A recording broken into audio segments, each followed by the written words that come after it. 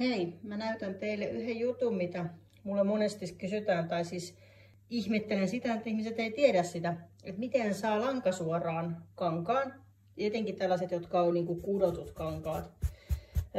Trikoo ei onnistu siinä sinänsä, mutta tällaiset puuvilaiset kankaat kylläkin. Mutta miten sen onnistuu saada lankasuoraan leikattua? Nämä nimittäin ei aina useasti ole. Joo, voisi kokeilla repästä, mutta sitten täällä on, mä leikkaan pienen alun ja sen jälkeen, no niin, eihän mä tietenkään sitten saakaan siinä vaiheessa sitä täältä lähtemään. Eli tuolta pienen langan otan, jolla mä lähden sitä vetämään suoraan.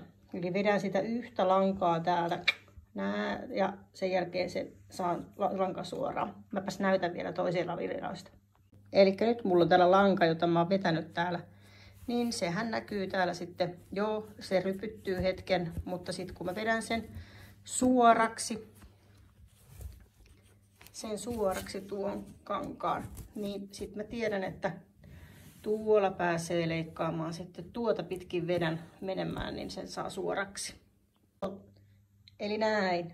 Nyt kun mä leikkaan tuota juovaa pitkin, niin se menee suoraan. Ja niin kuin huomaatte, niin ei tää ole suoraan leikattu tää alun perin tää kangas.